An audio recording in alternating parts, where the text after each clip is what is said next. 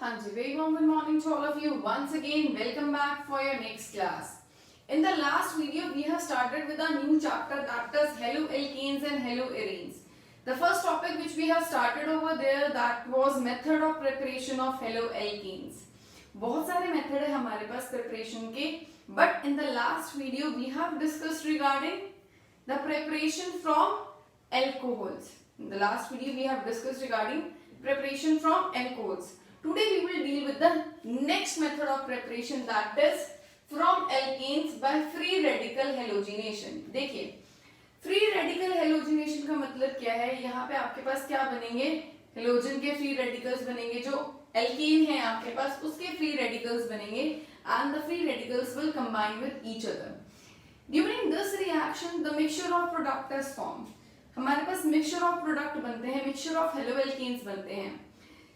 There are such a strong mixture that it becomes very much difficult to separate them. इस method से जो हमारे पास haloalkanes बनते हैं, mixture of haloalkanes बनते हैं, उनको सेपरेट करना is very much difficult task. चलिए एग्जाम्पल कंसीडर करते हैं. CH3, CH2, CH2, CH3. This is butane. Butane if reacts with chlorine in the presence of sunlight or we can say UV light. ठीक है जी. What will be formed? A mixture of two products will be formed. या तो आपका chlorine first पे लिख सकता है तो 1-chlorobutane हो जाएगा, या 2 पे लिख सकता है. इधर से करेंगे तो बात वही है. तो दैट मींस यहाँ पे आपके पास मैक्सिमम पॉसिबल प्रोडक्ट्स कौन कौन से बन सकते हैं. एक बार अगर फर्स्ट पे लग जाए CH3, हम काउंटिंग इधर से स्टार्ट करते हैं. Doesn't matter if you want to start from this side. CH2, CH2, CH2, Cl. This is what 1-chlorobutane. ठीक है जी. The next which can be formed that is 2-chlorobutane. 2-chlorobutane. So that means when an alkane undergoes free radical halogenation, the mixture of haloalkanes will be formed, which is very difficult to separate them. So जरूरी नहीं है आपके पास butane होगा, butane की जगह आपके पास pentane भी हो सकता है, कुछ और भी हो सकता है. एक और एग्जांपल लेते हैं. देखिए let us consider one more example. हमारे पास नियोपेंटेन ले लेते हैं. CH3, CH3. नियो कंडीशन का मतलब जो सेंट्रल कार्बन है उसके 3 साइड पे कार्बन और फोर्थ कंडीशन पे कुछ भी, पर फोर्थ कंडीशन पे H के अलावा कुछ भी हो सकता है, वो कार्बन भी हो सकता है. यहाँ पे क्या है, carbon. This is neo condition. In total we are having 5 carbon, that's why it is pentane. This is neopentane. Or we can say 1, 2, 3, 2,2-dimethyl propane, or we can call it 2,2-dimethyl propane. देखिए if it undergoes halogenation, अगर इसकी halogenation होती है तो इस reaction में हमारे पास mixture of product नहीं आता.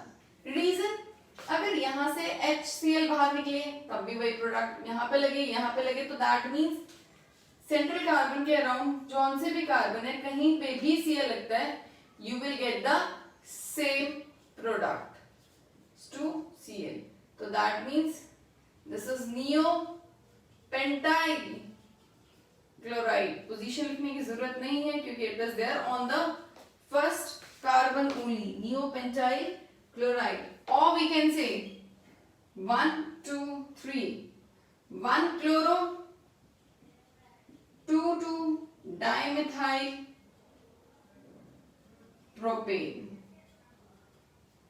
That means in most of the alkanes we get mixture of product, but there are some alkanes in which we can only a single halo product, haloalkane. I hope the second method is clear to you people. So next we are going to start with our third method. The third method is method of preparation from alkenes. Next one we are going to start is that is from alkenes. चलिए, this is your third method from alkenes. इसके under firstly हम पढ़ेंगे addition of halogen acid, that is HX, where X can be equals to Cl or Br. X can be equal to Cl और Br. ये normally जो almost सब में ही होते हैं, लेकिन इसमें इसके अलावा I भी दे सकते हो. You can even give I. तो यहाँ पे X की वैल्यू आपकी Cl, Br या I. अगर आपको याद हो, यहाँ पे जो है ये हमने +1 में पढ़ी थी एडिशन रिएक्शन में. So this is an example of addition reaction. This is an addition reaction. चलिए हमारे पास कोई जनरल एल्कीन कंसीडर कर लेते हैं, where R can be equal to H और R can be any alkyl group. मतलब carbon की चेन भी हो सकती है, 1 कार्बन, 2 कार्बन, 3 कार्बन. ऐसा भी हो सकता है कि R की वैल्यू HO. ऐसा भी हो सकता है सारे R की वैल्यू HO. ऐसा हो सकता है सिर्फ एक ही HO बाकी की एल्काइल हो. That is just the need of question. HX देखिए हो क्या रहा है, ये कैसे ब्रेक होगा? HX partially positive partially negative. Why is it so?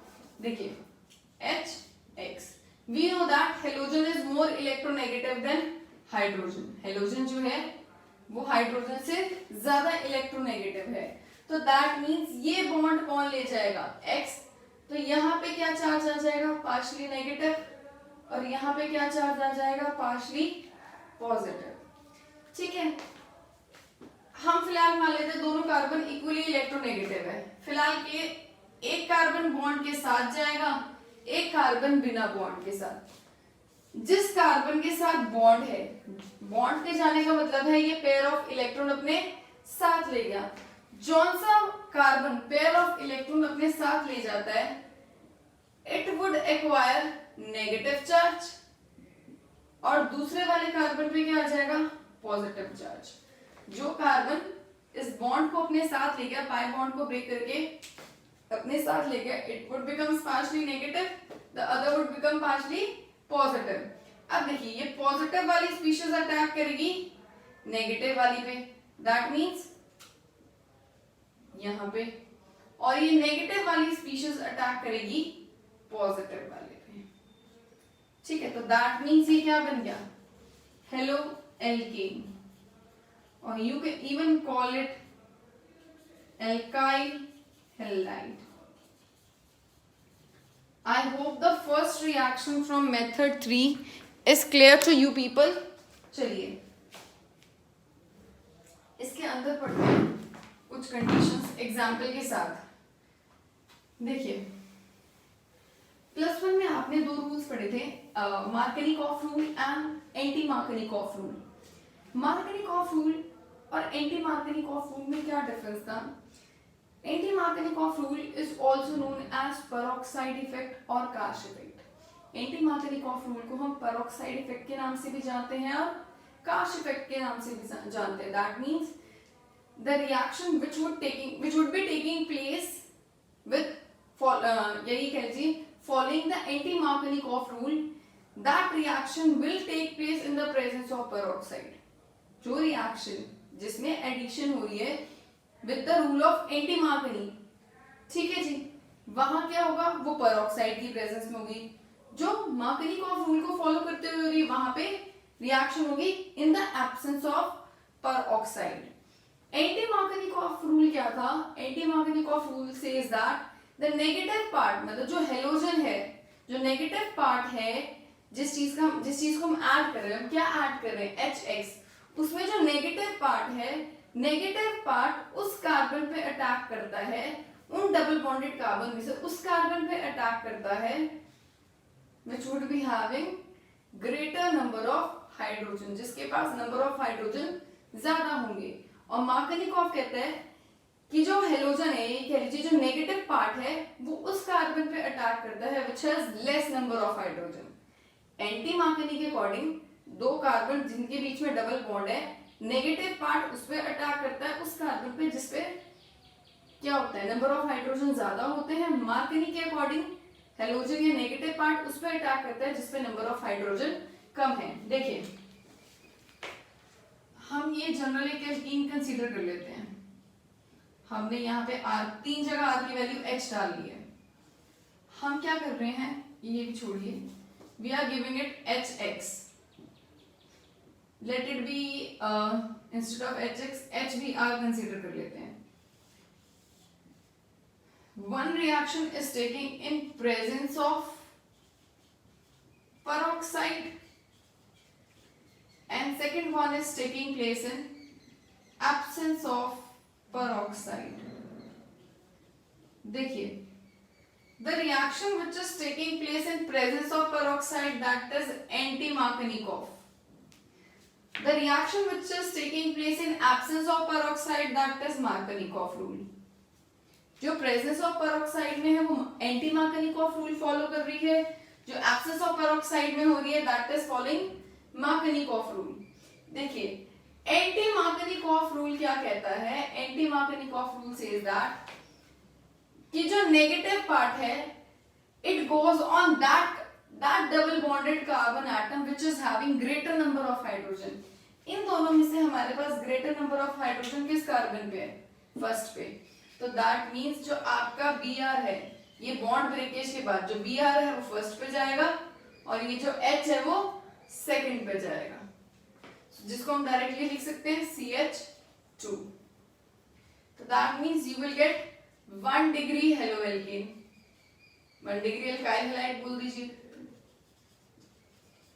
As per this example, according to this example, not every time, ठीक है, हो सकता है कहीं पे 2 डिग्री और 3 डिग्री ओके हो, तो एंटी मार्कोनी के अकॉर्डिंग 2 डिग्री वाला जो है वो एंटी मार्कोनी फॉलो करेगा, 3 डिग्री वाला मार्कोनी फॉलो करेगा। So that is just according to this particular example.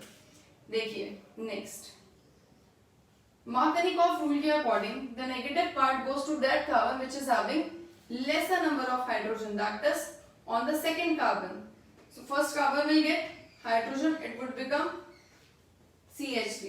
Here it is forming 2 degree alkyl halide, particularly for this example. So I hope the first part, addition of HX, is clear to you people.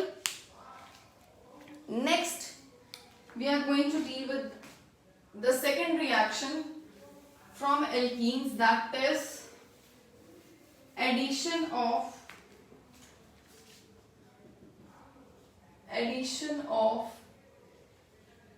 X2 halogen, directly halogen add करने हैं। देखिए, again we are considering the general alkene, we are giving it X2 in the presence of CCl4. Generally we use Cl और Br, एक X positive एक X negative, very true, दोनों carbon पे जाके लग जाएगा, जो बॉन्ड लेके जाएगा वो कार्बन नेगेटिव, उस पे पॉजिटिव वाला X आ जाएगा, जो पॉजिटिव वाला होगा उस पे नेगेटिव वाला। So it would become dihaloalkane, dihaloalkane. यहाँ पे एक एग्जाम्पल के साथ एक स्पेसिफाइड चीज आपको बताने वाली हूँ। Make this thing, make sure that you people keep this thing in mind. हमने चारों R की वैल्यू H डाल दी, दैट मीन्स अब की बार हमारा एल्कीन कौन सा है, इथीन। X की वैल्यू मैं क्या ऐड कर रही हूँ, Br। X की वैल्यू क्या ऐड करी जा रही है, Br, ठीक है। इन द प्रेजेंस ऑफ CCl4 ये बॉन्ड ब्रेक डाउन होगा, एक बार यहाँ पे Br, एक बार यहाँ पे Br, 1,2 dibromo ethane. This is what, 1,2 dibromo ethane. चलिए, इस मेथड में खास बात क्या है, इस मेथड में ये बात है कि जब ये रिएक्शन CCl4 की प्रेजेंस में होती है तो, और हम अगर हेलोजन ब्रोमीन ऐड कर रहे हैं तो जो एल्कीन है वो ब्रोमीन का रेडिश कलर डिस्चार्ज करते हैं। तो दैट मीन्स यहाँ पे क्या होता है, रेडिश ब्राउन प्रेसिपिटेट बनते हैं, रेडिश ब्राउन प्रेसिपिटेट। सिर्फ इस केस में, इस पर एल्कीन कोई भी हो सकता है, but we are talking about bromine. That means किसी भी एल्कीन को हम Br2 दे रहे हैं in the presence of CCl4, a reddish brown precipitates are formed. वो रेडिश ब्राउन प्रेसिपिटेट क्या चीज आइडेंटिफाई, किस चीज में हेल्प कर रहे हैं? They are telling what, that the compound to which bromine is added, जिस कंपाउंड में हमने ब्रोमीन ऐड किया था, it is carrying double bond, उसके अंदर डबल बॉन्ड प्रेजेंट है. That means this is called bromine test which is used to detect the double bond present in the compound. That means इस substance में जब हमने bromine add किया इन the presence of CCl4, जो product बना वहां पे हमें रेडिश ब्राउन कलर के प्रेसिपिटेट देखने को मिले, which confirms that the substance to which bromine was added, जिस कंपाउंड में ब्रोमीन ऐड किया था, that substance consists of double bond. It is double bonded carbon containing compound. ठीक है जी. इसको हम विक्सिनल डाइब्रोमाइड भी बोल सकते हैं. विक्सिनल डाइब्रोमाइड. विक्सिनल कंडीशन क्या होती है? विक्सिनल मीन दो साथ साथ लगे, तो एडजस्टेड कार्बन पे हेलोजन्स एक साथ लगे हों. और जेमिनल कंडीशन क्या होती है? सेम कार्बन पे अगर दोनों हेलोजन्स लगे होते हैं. जेमिनल कंडीशन का मतलब है सेम कार्बन पे दो हेलोजन्स, विक्सिनल का मतलब है दो ग्रुप साथ साथ वाले एडजस्टेड कार्बन पे. So these were the next two methods. First is from alkanes by free radical halogenation. Second one is from alkenes, जिसमें हमने दो रिएक्शन की, addition of HX and addition of halogens. ठीक है. I hope the first three methods are clear to you. First method हमने पिछली video में discuss किया था. The two methods we have discussed in this video.